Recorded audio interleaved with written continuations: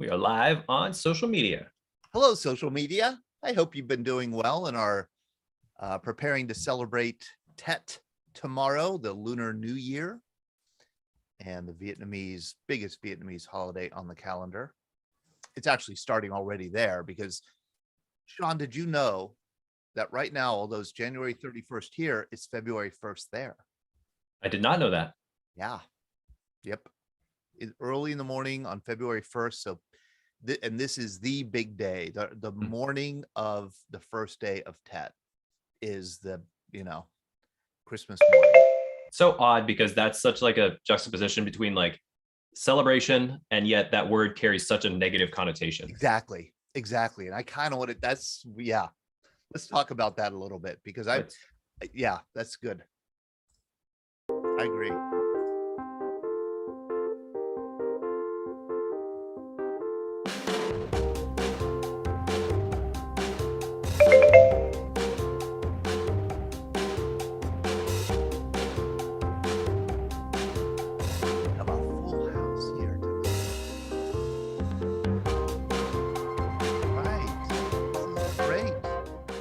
Hey, good evening, everyone, and welcome to our VBC happy hour for this Monday, January 31st, which is the eve of Tet, the Tet holiday, and the 54th anniversary of the Tet Offensive, which is, to my mind, one of the most important events in American history. I mean, it should be up there. It should be remembered like Pearl Harbor, like 9/11. And it should be commemorated. And I think it's often, as I know that a lot of you will agree, I know we have a lot of Vietnam veterans here with us tonight, and a lot of them know something that the general public, I think, doesn't know very well, and that is that the Tet Offensive is often misremembered and misreported and misunderstood. And so we want to talk about the Tet Offensive tonight.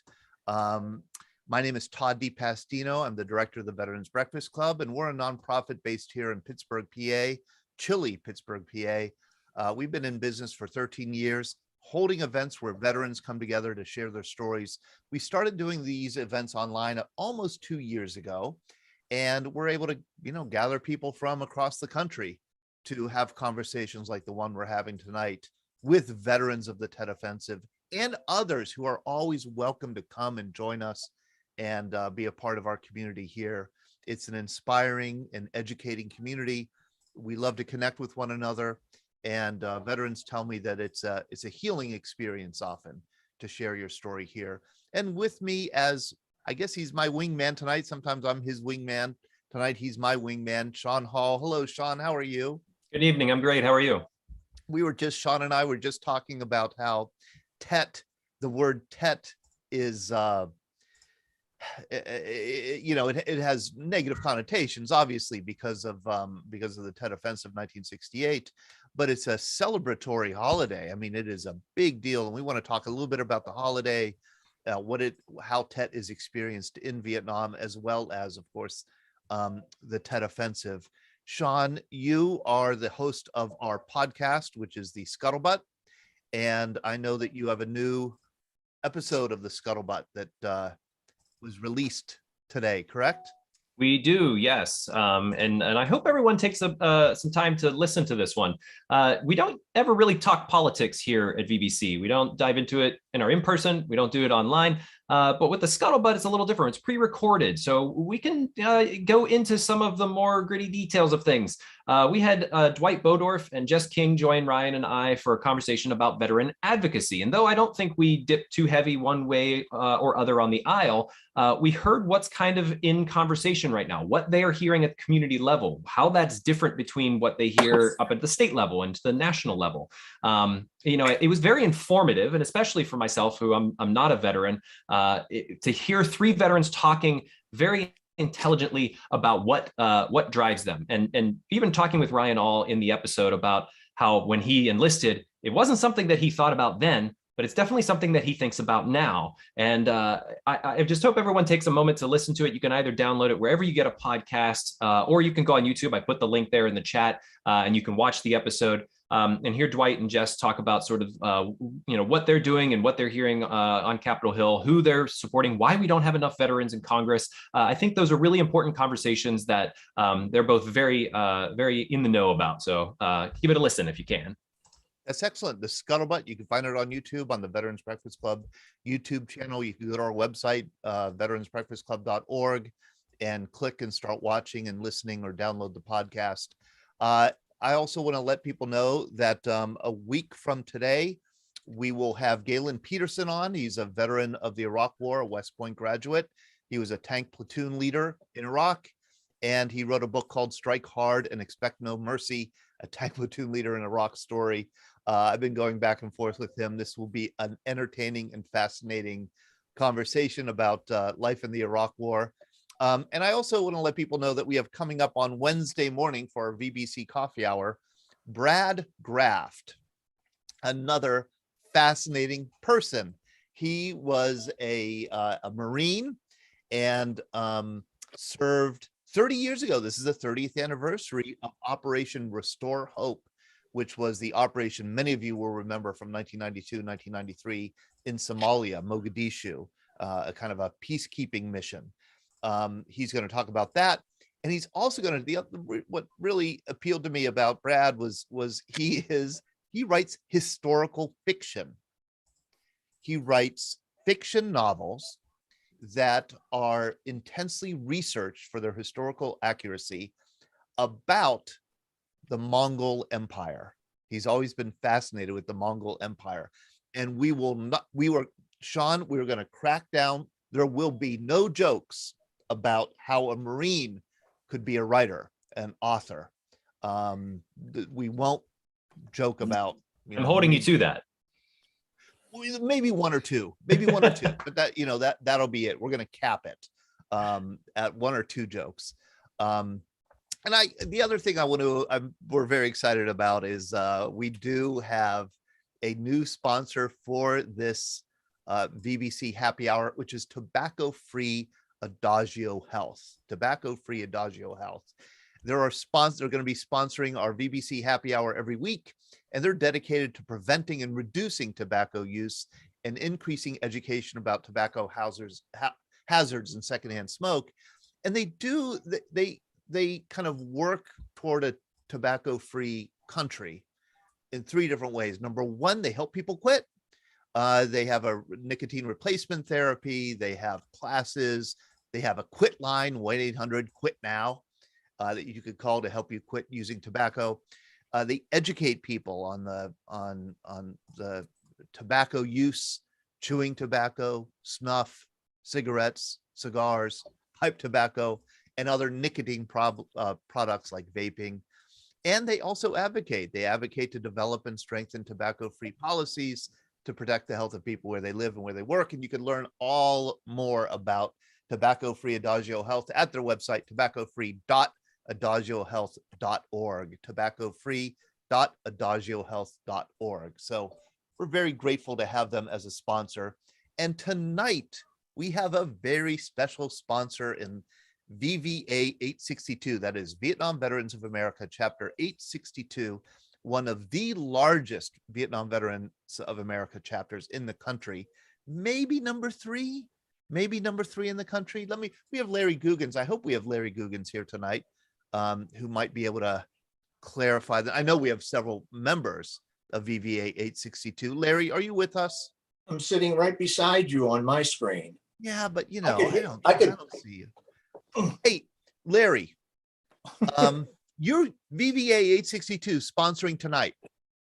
Why was there no ad for you guys in the email that we sent out today?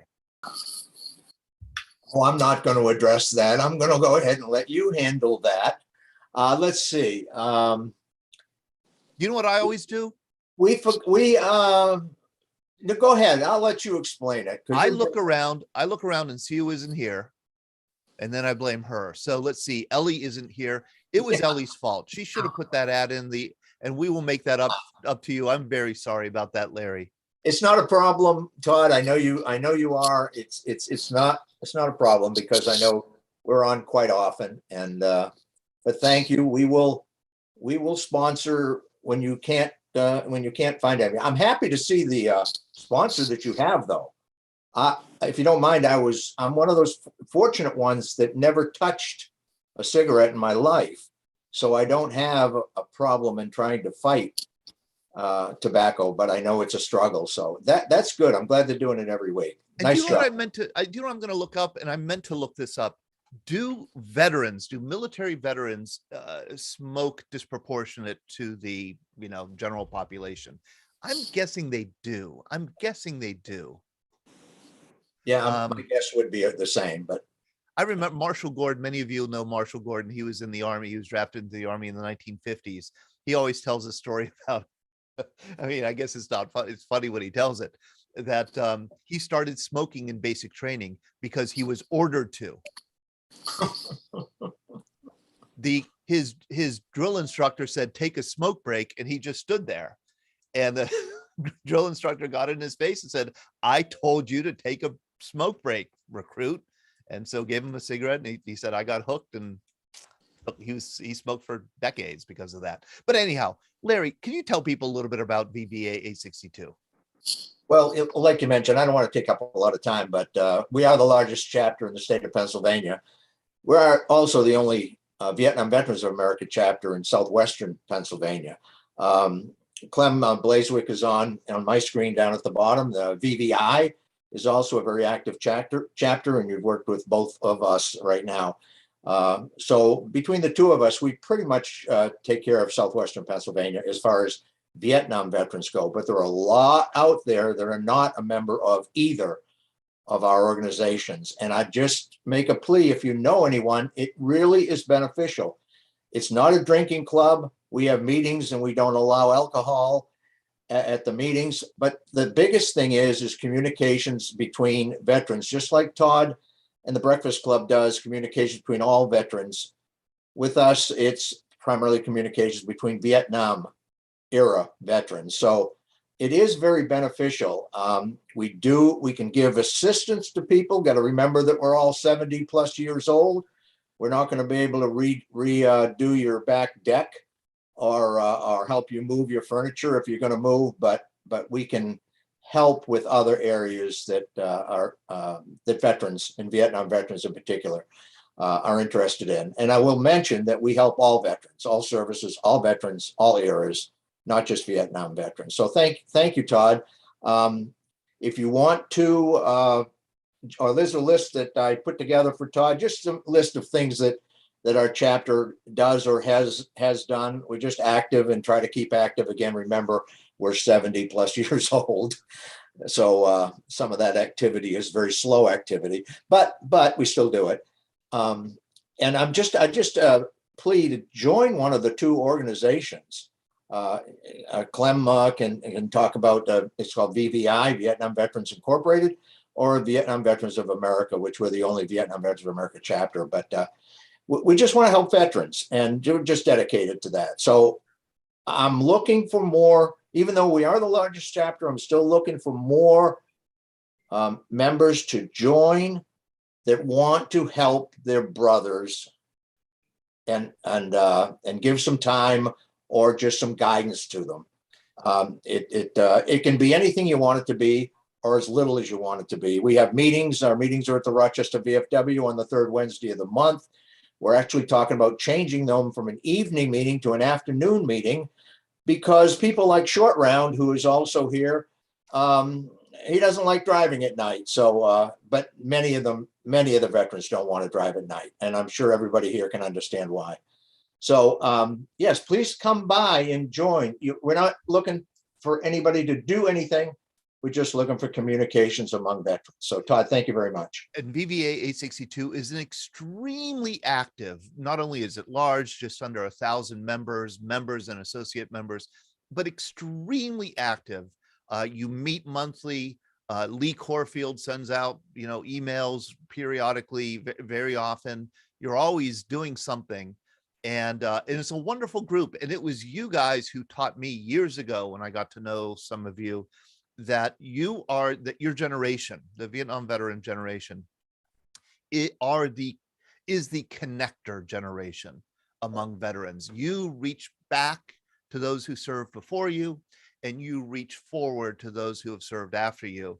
And it's just, it's inspiring to be around all of you, because you seem to know, you're the one generation of veterans who seem to understand all the other generations of veterans before and after. And you don't have to be a Vietnam, you don't have to have served in country to be a member of any VVA chapter. You just have to have served during the period of what, 1964 to 74? 35, they're about, yeah. The dates, the dates are, there's actual dates, but yeah, basically 60, 65, 75. And you have an annual event, and this is something else that I love. You're the only organization I know that actually commemorates and celebrates, I guess I would say, Tet.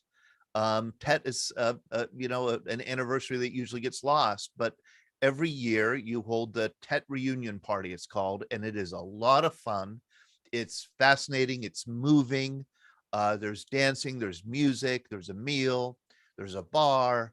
There's Carl Curtis and the wonderful cadets who come in and do a ceremony.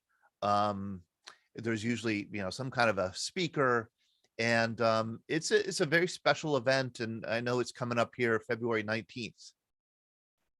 Yes, thanks, Todd. The idea of having the name has been questioned, and the idea that saying a Tet party, because the Tet Offensive was not a party for the American, US, or South Vietnamese soldiers, of course.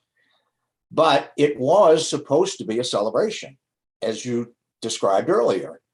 And so I don't have, Todd, help me with the actual history, but during Christmas, there was a stand down, and it was supposed to, we weren't going to fight. And then the other side of it was during the Tet celebration, which actually started a couple of days earlier than today. There was going to be a second stand down, and the US forces or the South Vietnamese forces were not going to wage large battles. Well, not just like, I shouldn't say that, there was a surprise. And they had planned to invade the entire peninsula of South Vietnam from all sides. The largest and most renowned battle, of course, you can describe it better, Todd, than I am, is in the northern part of South Vietnam. And some of the members that are here were actually present during that time. I was not.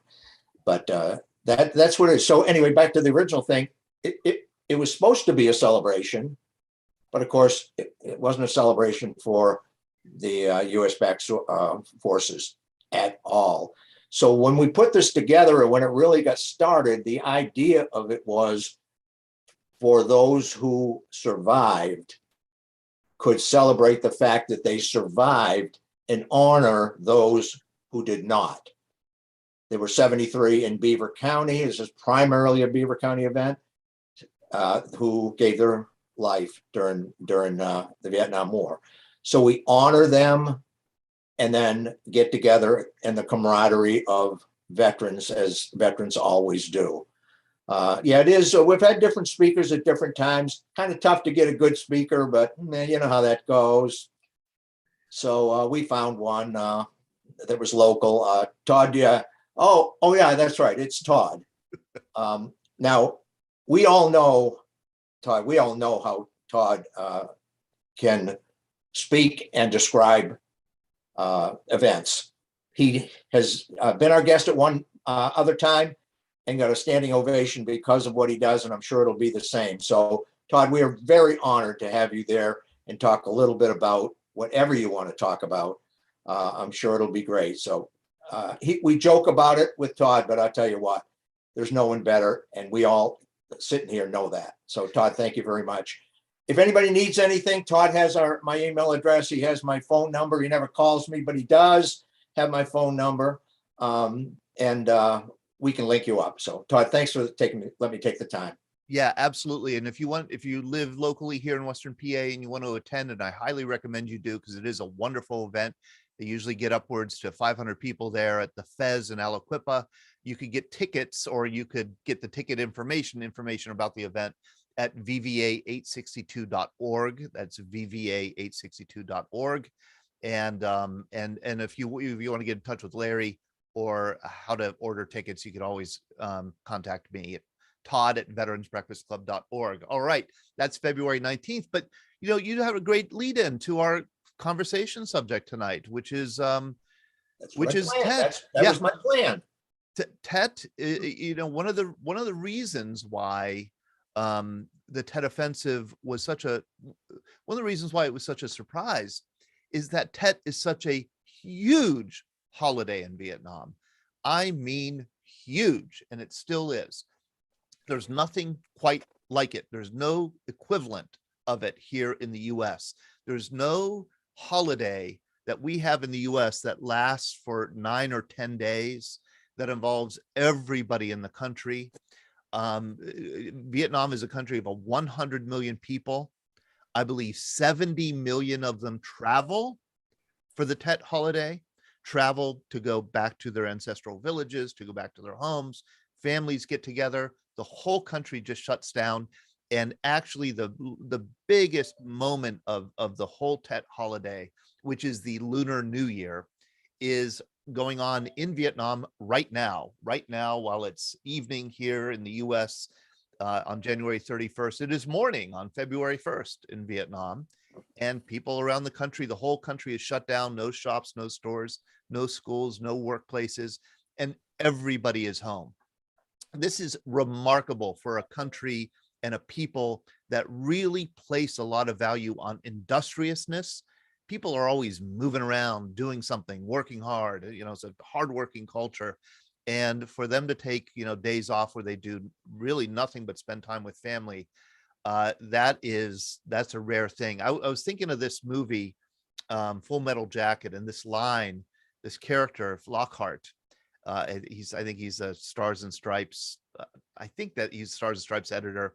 And he said the Tet holidays, like he's trying to explain Tet to Marines, and he says the Tet holiday is like the 4th of July, Christmas, and New Year all rolled into one. And I think if you threw Easter in there, he'd be correct, because it's also in Vietnam, it's the beginning of spring. And so Tet is celebrated with the equivalent of a Tet tree is the kumquat tree.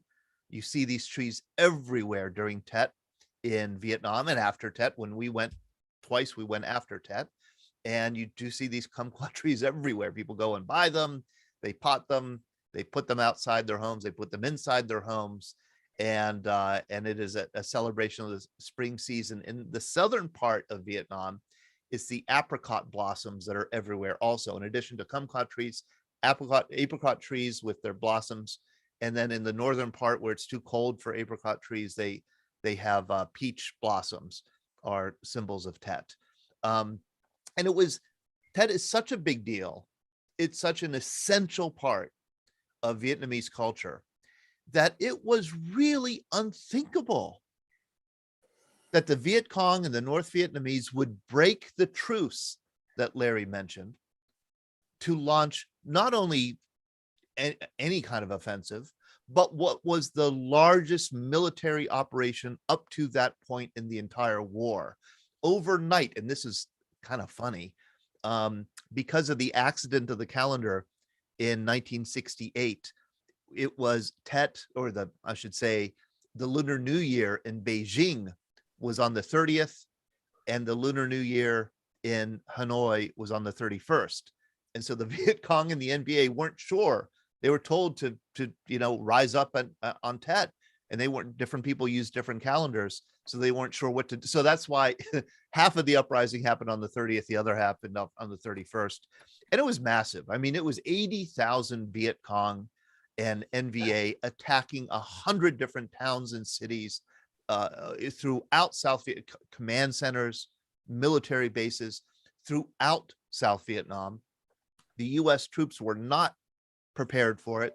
ARVN, the Army of the Republic of Vietnam, our South Vietnamese allies, really were not prepared for it. They were all home. Half of them were on leave. They were celebrating Tet, and it was quite devastating. It was, I think, 400 Americans were killed right away in that first few days of Tet. There were images of explosions in Saigon. sappers who penetrated the outer wall of the Saigon U.S. embassy in Saigon.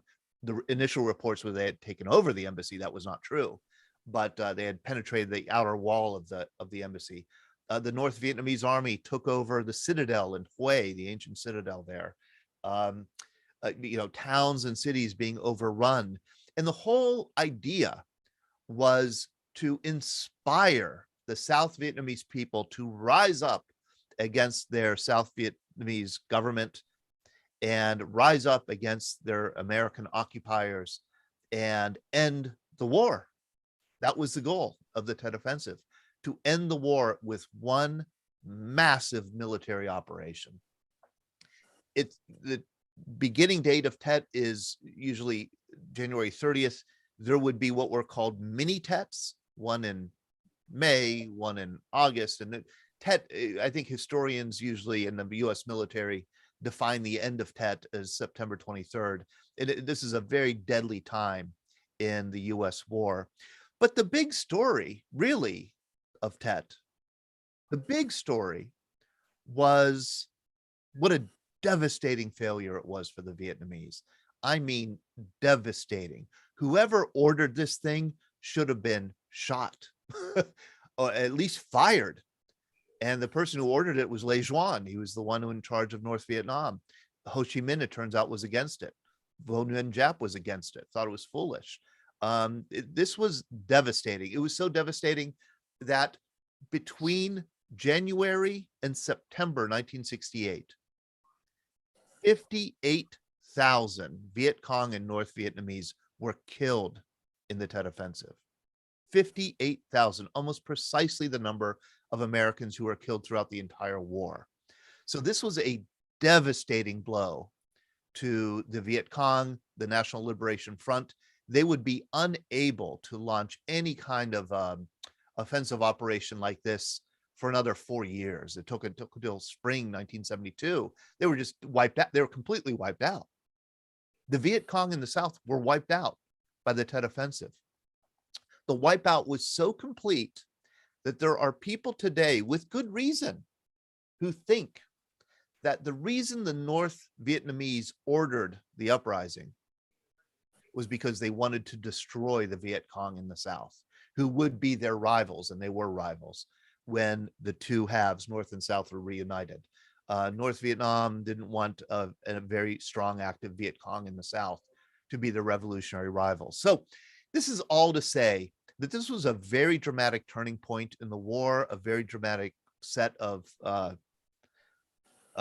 events to kick off a dramatic and turning point year, 1968.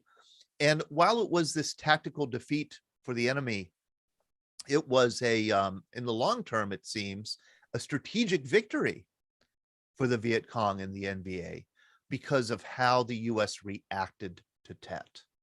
The American people, and there were reasons for this, we'll get into it, saw in these attacks that there was no light at the end of this tunnel, that this war was not going to end anytime soon, that the enemy was not close to being defeated, and that the American people turned against the war almost overnight. I mean, right up to Tet, 70% of the American people supported the Vietnam War. 70%. After Tet, that number tumbles to the 30s. I mean, it just had a devastating impact on the war and on the country. And what I want to do tonight, what I thought we would do tonight, would be to have some of people who were there in 1968, certainly, who were there on January 30th, but also who were there later in the year during the mini Tets that followed, share some of their memories of that time and how they experienced Tet on the ground. And I'm really, we have no set agenda here. I just thought I'd open it up. I could talk forever about history, but I would love to hear you guys. So if anybody who was there like to kick us off, please do. Hey, yeah, Ron Giunta, how are you? I'm going to ask you to unmute. Ron Giunta is here with a guest. How you doing, Todd? For some of you who don't know me, my name is Ron Giunta. I work in public contact for the Veterans Benefit Administration. I'm also an Air Force veteran. But what I have with me tonight is Bill Russo, who's also an Air Force veteran, and he was at Pleiku Air Base during the Tet Offensive. He's also on the board of directors for the Vietnam Veterans Association. So, Bill, why don't you say hi? Hi, how you doing? Hey, Bill, I didn't recognize you in the hat. I like your hat. What do you call that? That's not a boonie hat. What is that called? Well, it's a go to hell hat. That's what it's called. It's Ron's, not mine. That's what it's called. So you were in the Air Force stationed at Pleiku, which Right. was I Camp was a ground- Holloway. Right. I was not at Camp Holloway. I was at Pleiku Air Base. Okay. My job was I was ground power, compressors, anything on the flight line.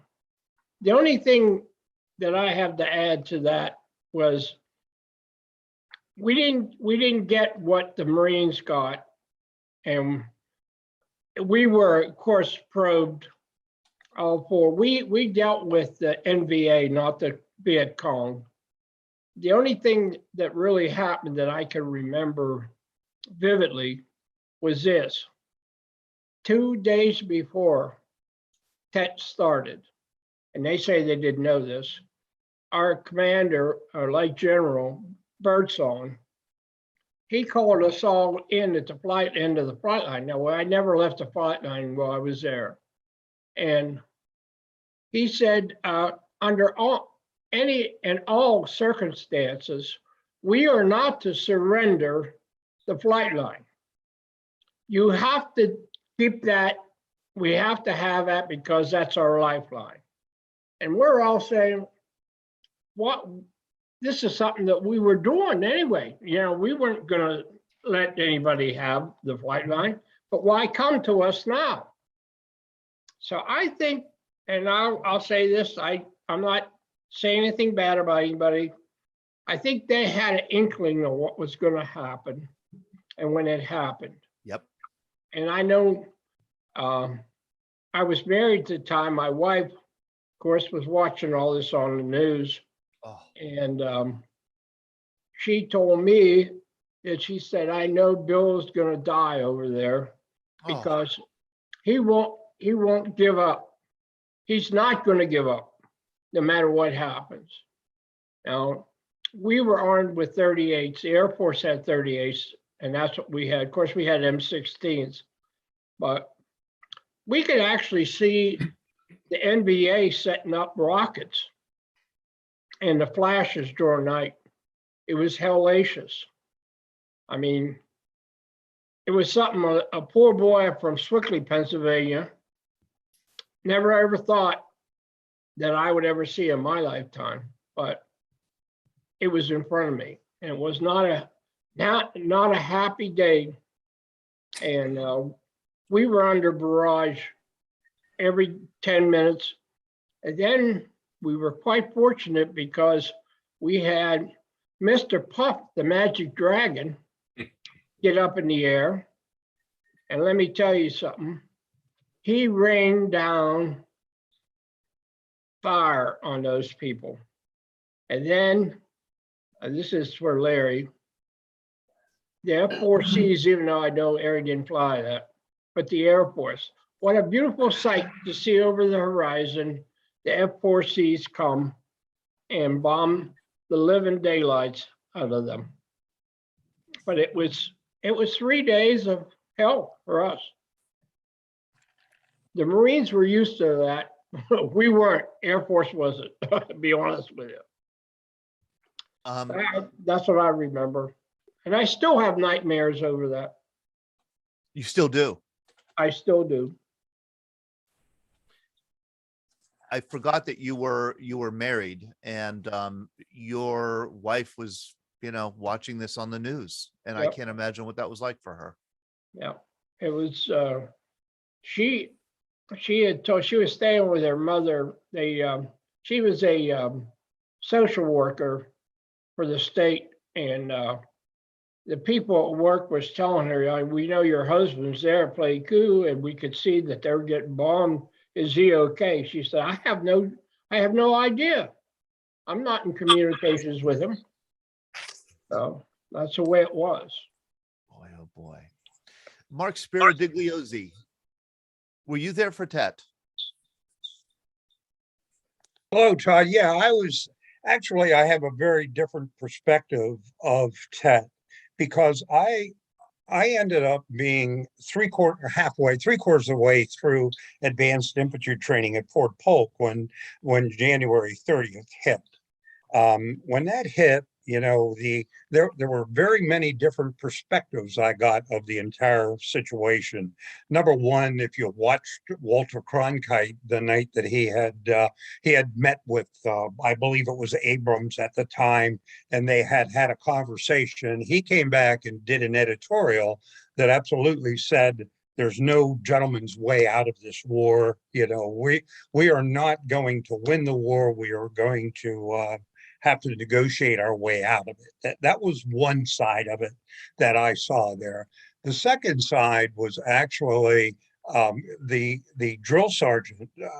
Louis Martinez was the drill sergeant that was in charge of our training company at Fort Polk, and he had talked about the fact that we had won that battle, and that we had killed on that while we lost 250 people on the 30th of July or January 31st January. We did, in fact, win the battle. There were 4,000 or 5,000 people that were killed there on that particular day.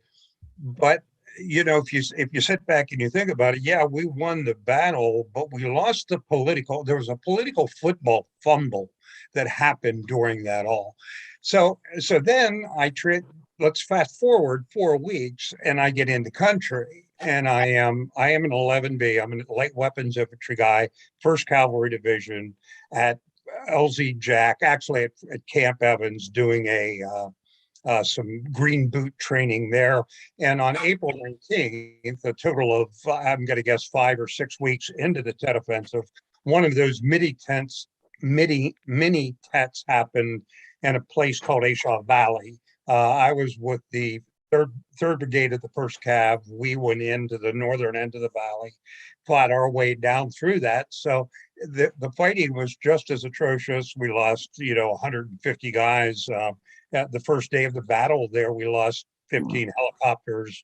We actually lost a C-130 for you Air Force guys trying to come in and resupply us and do things like that. So the hell of war was there then. And I knew exactly that everybody that I had listened to before that was absolutely right, Todd, that Walter Cronkite was right, that Sergeant Martinez was right, that everybody that I was in contact with was right about this. It was such a conglomerate mess up that nobody really knew, what was going on at that time. And one of the things that I understood as I got there is the reason that Tet launched the way it did is the NBA and the Viet Cong had thought that all of the ARBN troops would be on leave for that. So the defenses would be down, and those defenses would leave all of the bases and embassies and everything vulnerable. But once again, I was 18 or 19-year-old kid that really didn't know a lot about it. But Do you want me to help you? Okay, I'm sorry, Mark, go ahead. no, but basically that's that was, and it did not end on 3 weeks after January 31st. I can remember that raging, on and off intermittently the whole way through May and into, like you said, into July and August. So it was quite an experience to have to go through.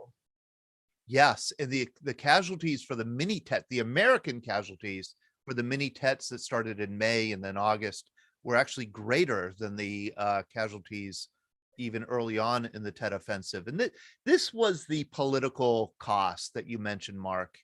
This was the political debacle, I should say, that was set up for Tet. The reason why Tet was so controversial and so unpopular here in the US was because William Westmoreland, the man in the center of the picture here, the general who's the commander in charge of the American operation in Vietnam, he came back from Vietnam to the US and he did a nationwide tour and gave a series of speeches in which he said the same thing. And he said, what he said was, this war is coming to an end. We have reached an important point when the end begins to come into view. I have never been more encouraged. This war is going to be over. And he was saying this in November and December 1967. Then, before the first month of 1968 is out, Tet happens. And so this assurance that Lyndon Johnson, the man on the right, William Westmoreland, the man in the middle, and then Dean Rusk, the man on the left, who was the Secretary of State in 1968, this assurance that, you know, casualties were going to be going down, that the level of combat was going to be going down in 1968, and, you know, the boys are going to be home for Christmas, maybe 1968. That was all shown not to be true. And there was a term that was emerged from Tet called the credibility gap, that there's a gap between what they say and what's actually the truth. And people stopped believing Lyndon Johnson. They stopped believing William Westmoreland. They stopped believing what they were hearing from the government. And I have to say that I think that disillusionment is with us still. I think we've never quite gotten over the disillusionment that we experienced at Tet. Larry Woods, you were there in Tuiwa for Tet? Yeah, I had been in country about 4 months when Tet hit. We didn't, on the night of Tet, we had some harassment fire, but not anything too major. But the Army base, which was just south of us at Phu Hep, they took a fair amount of mortar fire and rocket. And they focused mostly at Tet itself on the provincial capital of Tuiwa, which was Phu Yen province. And and Tuiwa was the province capital. So they really attacked the heck out of the town. And the ARVN were not present. So they did a lot of damage to the town itself. For the next several months, we had several mortar attacks, but we didn't have our major attack until July. And it was, you were talking about the different mini Tets. It was towards the end of that time period, the end of July, is when we had a sapper attack that ended up damaging 5 aircraft and destroying 2. And there were 15 KIAs, Vietnamese KIAs. They were, whether or not they were VC or NVA trained sappers, they were highly trained. So it was really difficult to know who they were, because they just had on the black pajamas. But it was a sobering several periods of time. And in the Air Force, we were fortunate. We occasionally did get a day off where we didn't have to be on as security police. We didn't have to be out on the perimeter. But when Tet hit, we went, I believe it was 39 nights straight without a break. And then things calmed down and we had a day off here and there. And then we had another surge and we went about 89 nights straight with being out on post. So you were out for 10 to 12 hours on the perimeter. But considering what the grunts in the field in the Army and the Marines, it was a lot easier to be just on a stationary position. Although one of the guys from the first Cav that I met when we went on R&R sobered me up a little bit when he says he wouldn't want to have my job. And I couldn't figure out why he would say that, being they're out on a quad 50 with the first air Cav. And he says, well, you're sitting on the perimeter every night and they know exactly where you're at. And it dawned on me, I was being a little stupid up until then. Yeah, it was a sobering time. You know, you and Bill both mentioned Marines, what Marines were going through. And I see that we have Rich Tyndall, short round, who is a Marine at Quezon. And Quezon was not a different kettle of fish. It was part of the Tet Offensive. It was a preliminary preview of coming attractions, maybe and it was a harrowing one. And Rich was there. And I do want to get to him and I want to save him. But I want to ask Larry before you stop that, I'm so curious about this. You were aware, obviously, what was going on the ground during the Tet Offensive in Sure. Vietnam, where you were. Were you at all aware of what was happening back home and how the news reports were rapidly changing public opinion toward the war? No, not really. We knew what was going on the ground because each night we had radios to give radio checks, and it was called CSC, Central Security Control. They would get on the air and let us know other bases that were under attack. So virtually every night they would come over with all posts and patrols be advised. And when you heard that, you knew something was up. And they would talk about Tonsanut was under mortar attack, or Benoit was under rocket attack, or Pleiku was under, mortar attack. And the night of the Tet Offensive, you were talking about in Saigon. Tonsanut is right by the American embassy, and there was a ground attack at Tonsanut Air Base, and it came and it was shared with the Marines, so it was a kind of a joint base. Before that was kind of the standard, but in Saigon that was the case. And the attack itself came near the south gate, and that's where there was a bunker with 5 security police sergeants, and 4 of the 5 were killed. The 4th one was seriously injured, but they held off the ground attack for about a half an hour, which allowed the troops to mobilize. And we were getting those reports, so we knew what was going on, and Benoit was getting heavily attacked as well. So that we knew. Other than Stars and Stripes, we didn't know, and they didn't tell us a lot about what was really going on in the States, and what the ideas were. And I didn't find out about what Cronkite said or what Johnson said about Cronkite. So we've lost Cronkite, we've lost Middle America. I didn't learn that until much, much later. Let me play a little bit of the coverage of what Americans would have been seeing in late January, early February 1968. I'm just going to play a few minutes of this just so you could get the flavor of what the coverage was like and what was shocking about it to the American people. New war. The Viet Cong simultaneously attacked just about every major city and town in South Vietnam. In one day, they increased the scope of the war dramatically. Howard Tuckner was there. The war came to Saigon early in the morning of January 31st. The first target was the symbol of the American presence in Vietnam, the United States Embassy. About 20 Viet Cong had invaded the embassy compound and were now battling American Marines and military police. The Viet Cong had penetrated to the center of what was supposed to be the most secure city in Vietnam.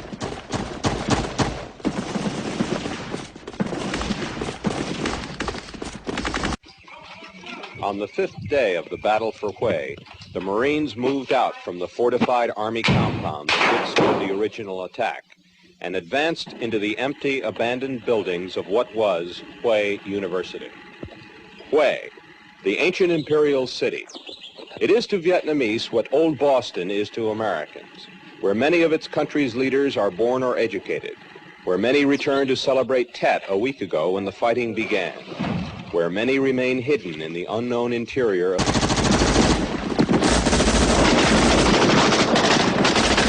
What's the hardest part of it? Not knowing where they are, that's the worst thing. Riding around and running the sewers and the gutters anywhere. Be anywhere. Just hope you can stay alive from day to day. Everybody just wants to go back home and go to school. That's about it. You lost any friends? Quite a few. We lost one the other day. The whole thing stinks, really. So that gives you a sense of, what was being played on American televisions. There was no censorship. There was not, unlike World War II, it was a free for all. It was really the only war in which we've had a media that was able to cover it like they saw it. And it was pretty dramatic. So you could imagine why Americans reacted so shocked to it. I'm looking at the chat here. How many U.S. troops who experienced Tet felt agreement with Cronkite's assessment that the war was not winnable? Would you mind if I played that? Just 30 seconds of Cronkite, just so that everybody's aware of what he said. I have queued that up because that was so important Here we go. All right, here we go. This is Walter Cronkite reporting on February 27th, 1968, after he returns back from Vietnam. He had done a fact-finding tour, I guess you call it, of Vietnam. He had spoken to American commanders there. He had saw the scene himself, and then he comes back, and for the CBS Evening News, the whole news half hour was dedicated to his trip to Vietnam, and in which he does straight up reporting. And then at the end of the episode, he does something very unusual that he rarely ever did before. And that was he editorialized. And he said, I am now editorializing. I am not reporting. This is my opinion that you're going to hear. And this is what he said, and it had a tremendous impact. To say that we are closer to victory today is to believe, in the face of the evidence, the optimists who have been wrong in the past. To suggest we are on the edge of defeat is to yield to unreasonable pessimism. To say that we are mired in stalemate seems the only realistic, if unsatisfactory, conclusion. On the off chance the military and political analysts are right, in the next few months we must test the enemy's intentions in case this is indeed his last big gasp before negotiations. But it is increasingly clear to this report that the only rational way out then will be to negotiate, not as victors, but as an honorable. Okay. That there he says it. So we're gonna, the only reasonable thing to do is to negotiate a way out. That was Cronkite's position. We need to start negotiating and figuring a way out of it. So Dennis McCarthy asked, what did you guys think about Cronkite's opinion as he expressed it? Do you remember? God, I think that I really believe that it wasn't just that statement by Cronkite that did that. I think that, at that point in time, everything was changing. This war came back via a satellite and is beamed into a home. None of the other, no other wars were like this. And that whole half hour preceding that statement was full of that. And so you've got to say, and I don't want to be political, but there had to be that it seemed like a setup to get to that statement to me. So. Yeah. Sam Christie, you put in the chat here, you were leaving out of Saigon during Tet. You were a donut dolly. You were there during Tet. Whoa. I think I heard you or another donut dolly say that Tet really did change how donut dollies were able to move around South Vietnam. But tell me your memory. It was, I was trying, there were 5 of us that were de-roasting out. 2 sisters who were going to Thailand, and some of the other donuts know them, and Maggie Ware Pearson and I, and another gal. And we got to Saigon, but nobody was around. And when people weren't around, when the Vietnamese weren't around, you knew something was going to happen. So long story short, we ended up at a hotel, and maybe some of the guys can remember. It was the one that had the bar on the top of the roof. I don't know if it was the Rex or the whatever. What is it called? The come on, help me out, guys. Ben Wright. It was the Rex. It was the Rex okay. Hotel. Yeah. And we watched the fireworks from the rooftop of the bar that night, and talk about, the gunships working the crowd, working the forces and the bombs and everything else. That's what we saw that night. I was able to find a pilot, a bird dog pilot, who said he would be willing to fly me back out to where I had come from in the morning. And we left at dawn, and amongst the craters and the burning, the fires were still going out on the flight line. And long story short, went back to Phan Rang, then I arrived and they said, what are you doing back here? You know, we thought you left.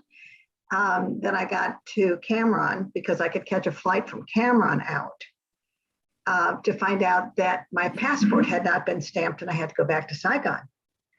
And so I was in a flight suit at that point, not my uniform. And I don't remember who stamped my passport. I don't even know if it was legal, but it got a stamp. Got back on the flight, back to the flight line, hopped on the C-23 or C-130, went back to Cameron and went to Okinawa from there. But I do remember all the fires burning that night and all the explosions. And I remember the flight line that morning. That was my TED experience. But I mean, we knew something was happening. We just didn't know how big it was at that time. So I guess maybe it did change travel for the rest of the donuts. I think it did. I think there was less freedom of movement for the donuts, for the dollies after TET. I think I remember somebody saying that. Sam, could I ask you, did TET change your opinion of the war? At the time, I didn't realize what it was. And I'm intrigued by the Concrete clip. I don't remember that. I came back and faded into the woodwork as best I could. So, you know, it's taken many, many years. I just remember nobody being there. Nobody being there. And the isolation that all of a sudden is like, what is going on? So I don't think I really realized what it was at the time. It did, the gravity of the situation didn't quite sink in. No, not for many years, probably. Not for many years. How interesting. Oh my gosh. Who else here wants to again, we're gonna do want to go to yeah. Todd, that's the kind of stuff that my wife and my brothers and my mother was watching on the TV. Yeah. They were scared to death. They knew where I was at. They knew what I was doing, and they knew my job, and they were so worried about it. My mom had a terrible time with this. She was trying to call American Red Cross to see if I was okay, because we couldn't communicate with anybody, you know, where we were at. There was no communications at all. So, I mean, that's the kind of stuff that my wife, my family, my 7 brothers, and my mom went through.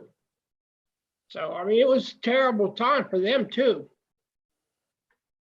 I don't think my parents had any clue where I was at that time. And if they were watching it on the news, it was just another incident. I do remember calling them once I got back in the States saying, I'm in the United States. But I don't remember any discussion on their part because they didn't know where we were. We were just someplace else. Oh my. Who else before I go to Rich Tyndall? I can give you another perspective on the ground. Yeah, who is that? Bill Spanos? Oh yeah. Hey, Bill, how are you? I'm fine. I'm a new member last month, and I'm in Arlington, Virginia. And I was introduced to your group by a former advisor in the same advisory team I was in, Richard Koch. Who, yes, Richard's yeah, here he spoke tonight. about you quite often. Richard and I got connected on a MACV a website for various MACV teams. He made some comments and I responded a couple of years ago. It turns out he advised the same battalion I advised in 68 or late 68, 69, and part of 70. I was with that unit from 67 June through about November of 67. So it's interesting to listen to you. This is the first time that I've I've listened to other veterans talk about their various times in Vietnam. I was there from June of 67 to June of 68. I was a infantry assistant senior advisor to a ARVN battalion. We were up in just out of Song Bay, which is right near the Cambodian border. It's the capital of Phu Long province. And I was there from June until probably the mid-November. And then I went to another battalion in Vinh Long province outside of Quan Loi, the same regiment, same ARVN regiment. But you talked, one of the gentlemen talked earlier about when did you get a sense that something was happening? Well, I can tell you from the intelligence that we were using from the B-34 Special Forces camp in Song Bay, plus other US intelligence sources, we knew in late September and October that something was going on. There was a lot of movement going on, local VC, reports of 271st, the 272nd, 273rd regiments, and some sightings of NVA along the border.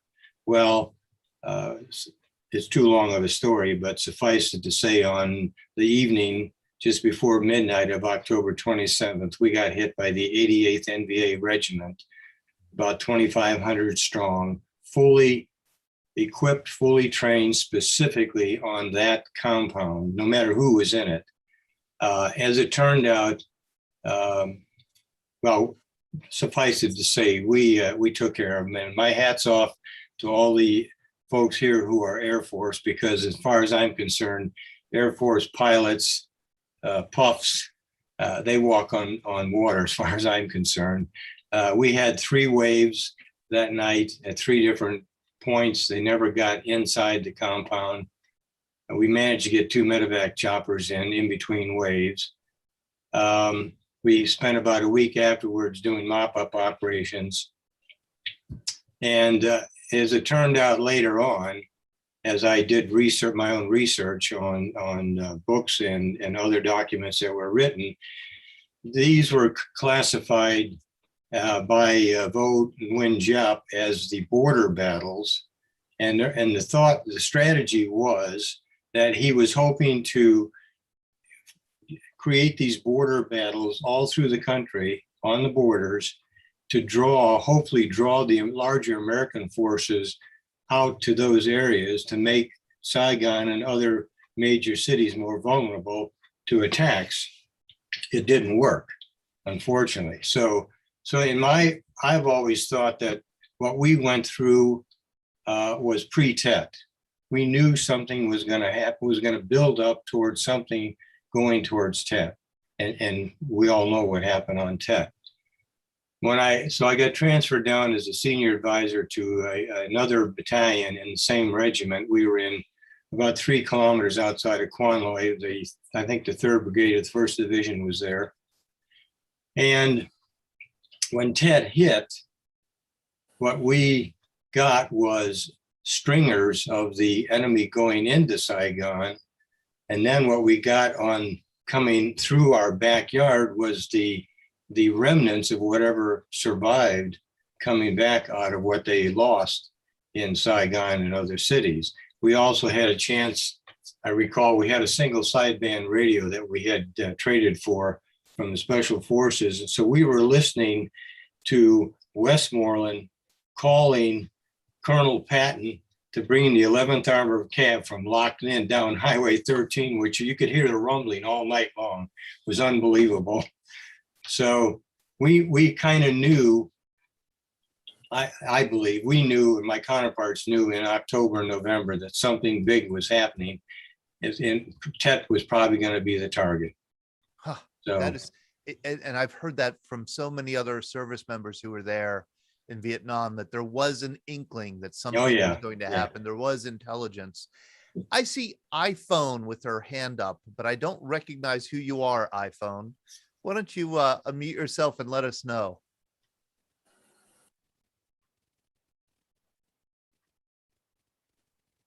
go. I'll ask you to unmute.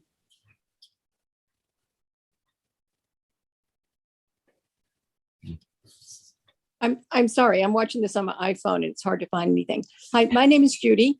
And I was the donut dolly in Benoit on Conley Street during the Tet Offensive. And I just have a simple question. If there's anybody here who was in Benoit or Long Bin at the time, I have amazingly vacant recollections of what happened. I just remember waking up in the morning with lots of firing. And hiding under the stairs. And hiding under the stairs, as my husband just said. He was an Air Force pilot who was flying in and out with C-41s then. Anyway, if there's anyone here who was actually in Benoit or Long Bin at the time, at some point in the future, I would love to talk to them about what happened those 2 or 3 days, which I have absolutely no recollection. But you have no And recollection. that was my only of it. comment. Say what? So you have no recollection of it? Practically none. I remember waking up in the morning and arguing about who was going to get under the stair steps. And then I remember getting on a helicopter to fly out to Long Bin, which I've been assured since by another donut dolly who was there, was 2 or 3 days later. So okay. I blunked. I was hoping when I listened to this tonight, I would begin to fill in some of the blanks. But I haven't. So, I mean, anyway, So maybe if there's anybody was- listening who was, I'm sorry. Yeah, I was just going to repeat, anybody who was at Benoit during Tet.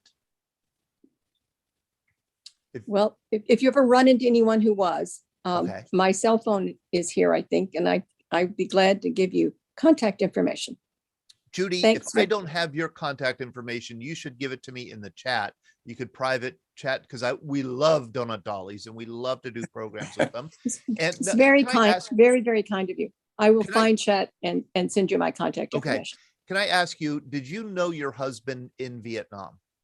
I did. I met him the year before when he was in pilot training. And Did you? Okay. I came to Vietnam and he was there the next year. He just flew in and out while I was I there. probably flew in and out of Vietnam, into Benoit, in and out twice during that time, because we went in and out of Tan Son Nhut, Benoit, and we flew in and out of Cam Bay and Da Nang, all that. For that 2 months, we were continuously turning around and coming back and forth. I must have been in country 8 or 9 times in that time period, So, but I didn't know where Judy was or what happened. It took us a while to reestablish contact.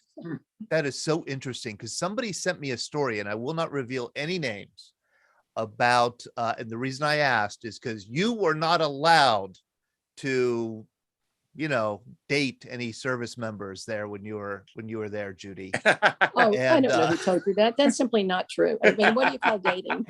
I mean, I only saw Mark flew in. I saw him once while I was there. Hey, But, we believe you. Okay.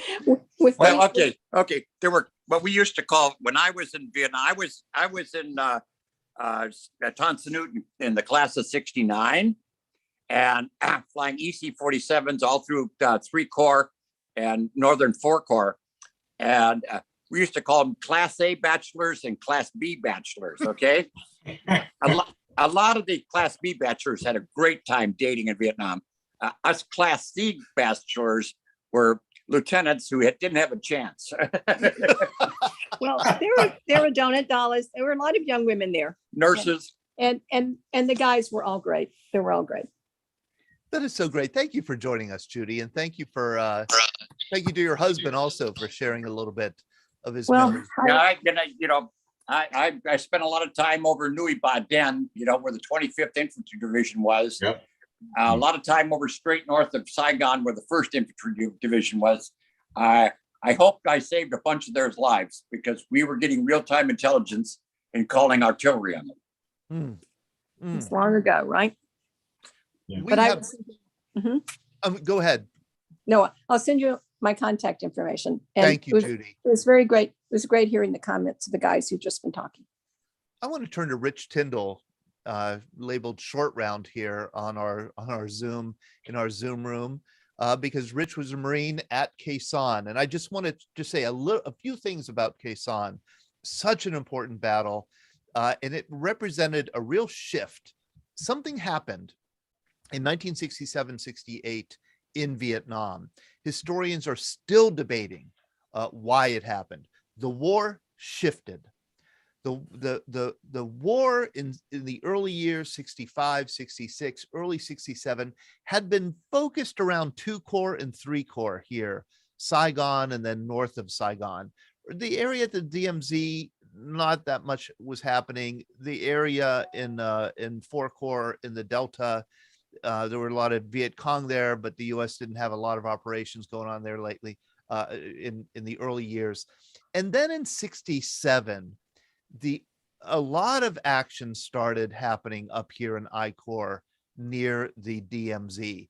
And the war shifted from a war against the Viet Cong, who were the South Vietnamese insurgents, to a war against the NVA, who were a national army. They had artillery, they had tanks, they were well-trained, they were full-time soldiers. They were not, a rice farmer by day and a guerrilla by night. These were well-trained, disciplined soldiers, and they started pouring across the border, the DMZ, and engaging American troops right there in I Corps, right in the northern part of South Vietnam. And there's always been a question about why that happened.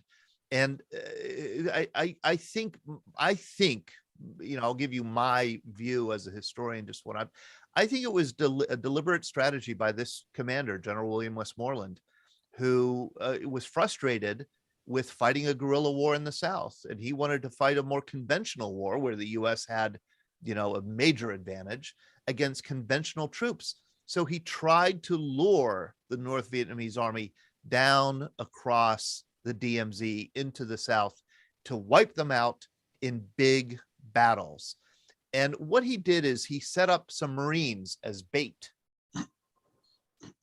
Not Army, Marines were being used as bait at places like Con Thien and Dong Ha and Camp Carroll and around the rock pile, and then here at Khe Sanh, which is 15 kilometers from the DMZ, 11 kilometers from Laos. It's an isolated fire base on top of a plateau. 6,000 Marines were there, and sure enough, in late 1967, early 1968, 20,000 North Vietnamese troops surrounded the Marines at Khe Sanh and started a siege on January 21st. Rich, what do you remember about the beginning of the siege at Khe Sanh? Running like hell. Yeah. We flew into Khe Sanh about the 10th of January. That was, like you said, Westmoreland mobilized the 26th Marine Division, and it's the first time the division had served completely whole with all 3 regiments since Korea. And when we landed on the 10th at Phu Bai. We left Phu Bai, and then we went to Khe Sanh. We got off the planes, mobilized, and we took off into the hills. We humped out. My company went out to 558. The other battalion, rest of them went out to 861. We were actually in the same area of the infamous hill fights of 67. That's when the Marines first assaulted 881. That's when the M16s jammed, the whole story. But we were all there. And then actually, Tet started for me on January 21st at 1 a.m. when the first of about 1,700 rounds per day start flying in for 77 days. And like you said, I honestly believe we were bait. He was trying to draw everybody down and see how many people that North Vietnam would actually send in. And we were basically another Dien Bien Phu. They probably thought they were going to cut us off and just decimate us. But I'll tell you right now, if it wasn't for the B-52s, the fast movers, the air support, the artillery, we'd have never made it out of there. But it was a tough experience. We learned how to break dance. You were always running for your foxhole. There was never a dull moment. It was 24/7. The main base took it the worst. I was blessed. I actually wasn't on the main base very long. I was out in the hills. And Marine Corps, that after they would rotate us. So we went from a 558, and then we chopper up to 881 South. That's where I got hit on Easter Sunday of 68. But it was a different experience. And to throw a little thing in there. When you asked somebody about what was our opinion. I remember as being a young Marine NCO, we weren't allowed to have opinions. Yeah, that's right. If you right, the Marines would have assigned you an opinion if they wanted you to have one. That's affirmative. This is if you're looking at this map here, this strange shaped thing is the main plateau where Quezon was. That's where the base camp was. And this is where around the clock for 77 days, mortars, rockets, artillery came in by the NVA who are just bombing the heck out of this plateau. You could see it was World War I kind of conditions here. There were trenches dug, bunkers built, planes had a hard time getting in and out.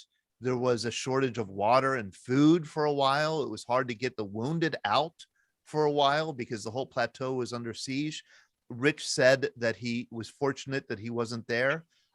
From everything I've read, I think I would rather be there than where Rich was, out in these hills. These hills, I don't know how anybody survived these hill battles out here. These were the hills. The idea was to post Marines out here close to where the enemy was, to prevent the enemy from overrunning the base at Quezon. Rich, you were the last line of defense against the base being overrun. So we pulled daily patrols up until about after the third day of the attacks, when all the rockets had come in. We made contact every day. Then there were just so many. There was like 3 divisions of NVA completely surrounding the area, and they pulled us back in and hold us up until basically about 2 weeks before the siege ended.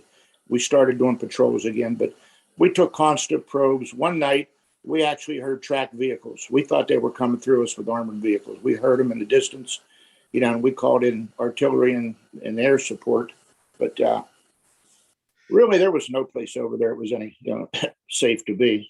You heard Rich mention Hill 558 that he was on. I'm circling it right here. This is Hill 558.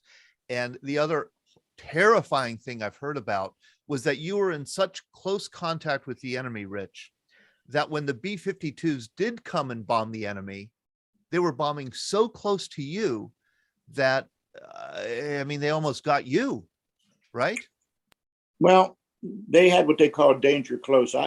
Probably Larry or someone in the Air Force could tell the exact distance what they were allowed to come. I thought first we heard they weren't allowed to bomb within a mile of friendly forces, but we know for a fact they'd come in 2,000 meters away from us. The ground would shake. You would hear everything flying over your head. And to me, that was amazing because they were 30,000 feet up. And if it wasn't for them, we'd have never made it. They decimated 3 divisions of NVA. One of our main jobs too was after the siege. The NVA had a big gun. I can't tell you how big it was. It was probably one of the biggest ones. It was on a track in Rock Mountain. You could hear when it would go off in the distance, it would like practically shake the earth with the echo. And that was our job to radio into the main base and tell them there was, incoming. See, and that's what, when we think of the Vietnam War, we think of humping in the jungles and, booby traps and mines and guerrilla war, we don't think of big guns in a conventional battle, but that's what Quezon was. Here are these are some classic pictures from the Battle of Quezon. You can see the devastation. This kind of sardonic caution: being a Marine in Quezon may be hazardous to your health. That's a Marine. Marines have the best sense of humor. There's a question from Brad here in the chat for Rich about how he got resupplied. Brad, they basically where we were at. The main base of Quezon had the runway. The 130s would come in. That when it got so bad that the rockets and mortars come in, they would come in and they would parachute. I forget what they were called. Parachute would open and suck out the pallets and hit the runway. And one time they would parachute the supplies in on the main base, and actually they missed it so bad the North Vietnamese got resupplied. But out where we were at, they came in and the Marine Corps come up with a unique, was called super gaggle. They would come in with 10 Chinooks. The double-bladed, the Army called them 40, we called them 46s. I don't know what the Army called them. But they would come in with the nets underneath, and they would fly in a circle around the LZ. The Hueys, Cobras would come in, and they would just light up the area as much as they could to hold down, and they would come in one at a time and drop their nets. And then at the first one to drop his net would peel off, he'd circle out, and then he would come in on the rear end, and he would come in down, and there would be the logistics guy down there with all the nets from the previous day. He'd have them all, and he'd have the big hook, and the last chopper come in, he'd snap the hook on. And the one time he was supposed to jump out, but a mortar shell hit, and the pilot yanked back, took off, and the Marine was stuck in a net, and he flew all the way to Crank Tree in a net. Oh, hard to imagine. But it was, 18, 19 years old. You really don't have, you just do what you're told. I mean, they said we were outnumbered, but nobody really cared. This Hey, battle, Rich, did you get replacements in during the siege and in the battles? Did you get replacements for those lost? Our guys would go out if they were wounded, WIA or anything, they'd be choppered back into the base and flown to the ship or whatever, and we would get piecemeal replacements. I went over as replacement, like the first Marines went over as the full combat units, but after 67, pretty much everybody was just replacement troops. When I landed, I come into Da Nang, stayed in Da Nang overnight, and then 100 of us flew up to Phu Bai, and then we were pieced out to different. In my outfit, the 2nd Battalion, 26 Marines, they had just come back off Operation Hastings, where they were pretty much decimated, and that's what we were. We were the replacements. And after that, the whole time I was there, anytime we lose somebody, a newbie had come in. The whole time Rich is out there in the doing the hill fighting back in Washington, Lyndon Johnson was obsessed with Khe Sanh, absolutely obsessed with it. The Marines begged, evacuate Khe Sanh. It has no strategic value whatsoever. Marines are dying. LBJ didn't want to do that, didn't want to look weak. William Westmoreland didn't want to look weak. There was this relief map created in the war room and in the situation room in the White House. And every day, Johnson just stared at it and got briefings on Khe Sanh. He really became obsessed with it. We did these 2 trips to Vietnam in 2018 and 2020. This is what Khe Sanh looks like today. It's actually a beautiful location. Rich was out here in the hills beyond the plateau. This is the plateau area. This is Ray Emilio, who was a Marine, a Navy corpsman at Khe Sanh, and another Ray who was here, who is also a Marine. There's Ray then in 1968 and Ray today. This is a little museum that they have. And I always like to show this because this is one of the old museums filled with propaganda and how they kind of exaggerated the number of troops who were captured and killed. They said there were 11,900 enemy soldiers decimated and captured at Khe Sanh. There were only 6,000 Marines there. So they couldn't have captured and killed 11,900. And I love this. They destroyed 80 ships at Khe Sanh, they claim. There's no water. There's no water there. But what I loved was here we are touring Khe Sanh, and this couple getting married were having their wedding photos taken there. And again, through the mist and the fog, these are the hills out there where Rich was. That was during the rainy season. That was really tough for the choppers to come in too, because that mist would come in and you just, I think the ceiling was probably about maybe 700-800 feet, if that, through the mountains. But if I may say, though, Todd, what's ironic about Vietnam, after the siege was over and the Army supposedly came in on Highway 9 and rescued us, the base was closed. It was deserted. Then in 1971, the Army staged a massive campaign using Khe Sanh for the base for Operation Lam Sam. And that's where my best buddy was killed. He's on the wall in Beaver, Ralphie Morera. He was a chopper pilot, a slick pilot. He was MIA for a lot of years, but he was a pilot on that Operation Lam Sam that flew out of Khe Sanh in 71. Yeah. And Bob Miswa, I think who's here in this Zoom call. I believe he was one of those Army troops at Khe Sanh in 71. Yeah, I think it was from Bob that I learned that. I didn't even know that. I thought Quezon was simply abandoned and was not involved in the war at all. And I think Bob Binswaw taught me. Can I ask you, Rich, about being wounded on, did you say Easter Sunday, Palm Easter Sunday? Sunday, 1968. What happened? I was in our bunker. The choppers, when the choppers come in, we call them mortar magnets and rocket magnets. When the chopper would land on top of 881, we'd always send somebody up for mail and supplies. So in my squad, I was a squad leader of 3 guys. We had 4 guys in our bunker. We were 50. And I sent 3 guys up to get mail and supplies. And just out of nowhere, the 122 came in and hit the front parapet of my bunker and buried me inside the bunker. And I got nailed with shrapnel and so forth. And all I remember was getting up. The 50 was still through the hole. I just reached back and pulled the thing back, thumbnailed it, and I just burnt the barrel off and didn't even know who the hell I was shooting at. I was so mad. But they'd come in, they had to dig the doorway out to get me out. But it was just shrapnel with the arm and the back. And went up, got the Band-Aids and a beer and back down to the hole. Oh, so you didn't get, it wasn't like you got a lot of time off, huh? Hell no, I wasn't going back to that base for anybody. I was staying with the guys.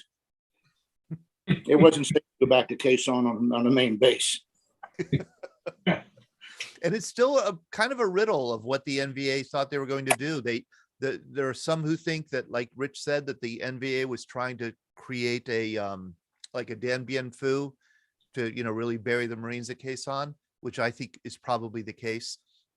I think the Vietnamese, like to the North Vietnamese today, or the Vietnamese today, the official line is no, it was just a diversion to try and draw, attention away from the South for the Tet Offensive.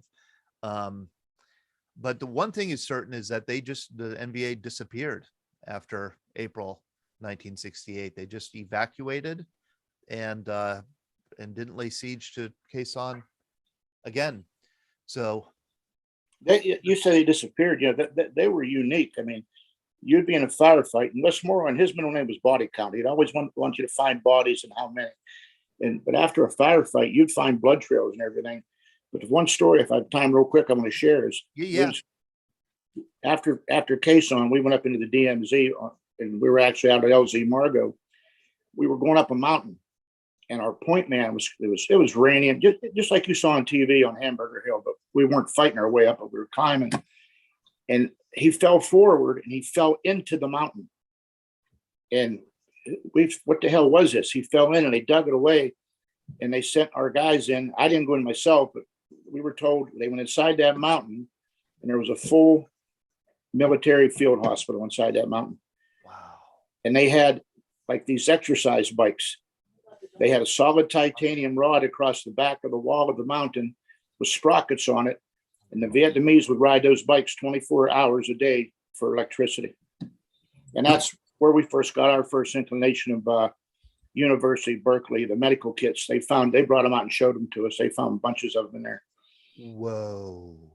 So, wow, Rich. That is,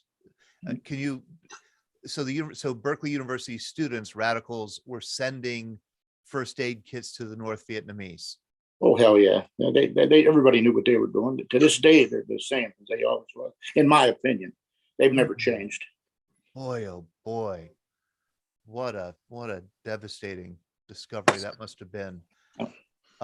Thank you so much, Rich, for sharing your experiences at Quezon. What an education.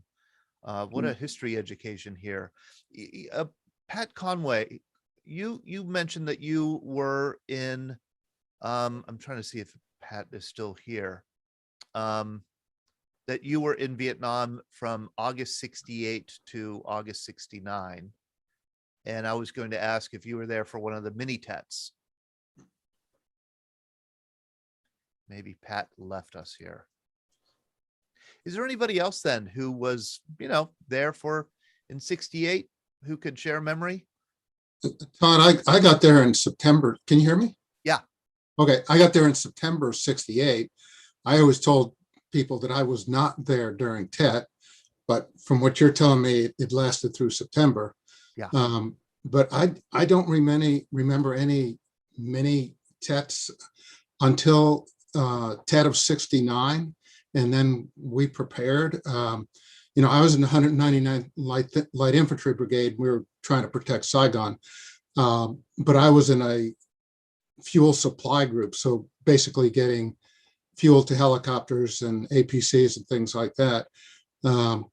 But prior to 69 TET, we broke down as a support group. We broke down into fire teams because they said we weren't prepared in 68. So they were going to be prepared in 69. Right. So, and that was the only time I remember that we got rocketed during the daytime. Most of the other rockets came in at night.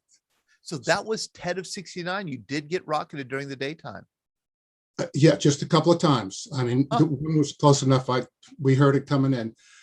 But the other thing that happened, and we knew something was going on because the people from the villages come in, fill sandbags and stuff like that. They didn't come in. There was hundreds of them that probably come in, filled sandbags and things like that, did the dirty work. They were nowhere to be seen around TET 69. So we knew something was going on, and some of our infantry groups did support some fighting around Long Bin. Our base camp was basically just right next to Long Bin. Mm-hmm. But we could also see Benoit Air Base at night, and you could see rockets coming in. And I sent you a photo. One of my slides shows Benoit. You could see some of it was most of it was flares, because as soon as the rockets came in, the flares went up. But so anyway, just one other comment. Yeah. What I was amazed is that the NVA and the Viet Cong were able to communicate that they were going to do something on a specific day in 68, and our intelligence had no clue. How good was our intelligence? Not too good. Not too good. Rich Gotch, you sent me pictures of TET 68, and these are actually happy pictures, kind of celebrations. Here is a aerial shot. Where is this, Rich? That's outside of Song Bay. In Three Corps. Bay.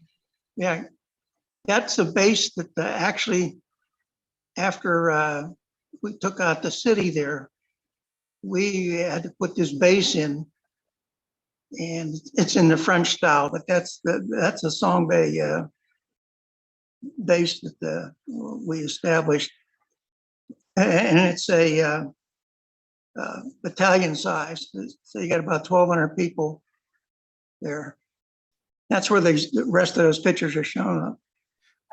It looks absolutely beautiful, Richard. I'm joking. Oops. Hold on here. I lost you, Todd. Yeah, I'm sorry. Could you hear me? Yeah, there you are. Okay. Yeah, something happened to my screen here. Let me share this again. Okay. So here's a shot. Is this during 4th of the 9th 69? Infantry, yeah, 9th Regiment.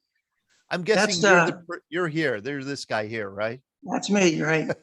That's the recon platoon. The surprising part about this is all throughout the whole time I was there, we would get mortared every day, and we were subject to direct rifle fire coming in all the time. But yet, at TET, and this is TET 69 now, we didn't get hit. There were no shots. There was no mortars. You can see on the next, you can see what condition the troops are in. And again, Richard was an advisor to to Arvin. So this is TET 69. If you look, and this is it's a USO type show. It was all Vietnamese. It showed up one day. As far as I'm concerned, they showed up because I wasn't aware they're coming. You can see the front row of seats. Mm-hmm. There's this empty seat on the far left. That was for me. Yeah. If we got mortared, none of those people would be standing. Wow. I used the the closet. I was taking some pictures. So I moved in the back, and the troops were all playing games, tug of wars and so forth. I mean, this is unheard of. I can't believe what's going on. There's money up in that red pouch. It's a grease pole. Yeah. They were competing as to who would get it. So it was really a holiday. Oh, it sure was. And there's some pictures of some kids in the Arbin compounds. You had the families, some of the families would move in with them. Right. This kid's got his pet chicken tied up. I don't know if it was pet chicken or lunch. You can see these houses are built out of the empty shells. Kids were there. They're nice. Wow. You had these kids was going to school through the barbed wire out the front gate. And, we would have the firing ports out the back of the homes, and on the back of the homes you'd have the patios for the kids to play. Boy, different world. Different world. You got to wonder what kind of lives these kids grew up to lead, if any. But it was quiet throughout Tet in '69, and I was, we were out in there in what they called Marlboro country. Bill Spanos, he mentioned here earlier, he was in that area a few months in front of me. Now, Song Bay, was that the same place where there was the attempt to capture or to rescue POWs later on? Yeah, my battalion, we went into, it was an Arbin, so we did go into Cambodia. Okay. A few times. The Song Bay city itself has been completely destroyed. It's been bulldozed. It no longer exists. The only thing you can find on the internet is the Song Bay airport. It's still there for some reason. Well, thank you, Rich. And thanks to all of you for sharing your memories. I think we just scratched the surface here of the Tet Offensive of 1968. It was such an important and active and world-changing year. And you were there on the front lines of history. You were there, you saw it. And I thank you for joining us and sharing some of your memories tonight. I want to ask, does anybody else have anything to add or any question that we might carry over? Larry Googans. Yeah, I just want to, I don't want to put what a great discussion it always is.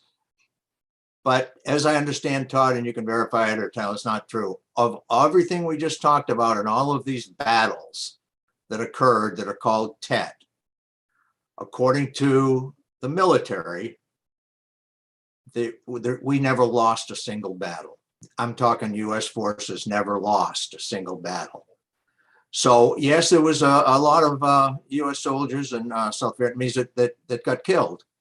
But in military terms, they won or never lost a single battle. So what I'm getting at is, of course, and we all know this, our military, even short round, who didn't have an opinion at that time, but has a lot of them now, they were great. I mean, look what they did. They were outnumbered and circled around and everything and everything they could do, and they still did not give up and never lost a single battle. And I will reemphasize that by any military tactical measure, the Tet Offensive for over its 9 months was an utter failure for the North Vietnamese and Viet Cong. It was an overwhelming US victory. And I mean, it should go down in the record books as like this, because while the Viet Cong and the NVA were able to take ground in the first few days of the Tet Offensive, all the ground was retaken very quickly. The enemy was killed at a ratio of probably 4-to-1 during the Long Tet.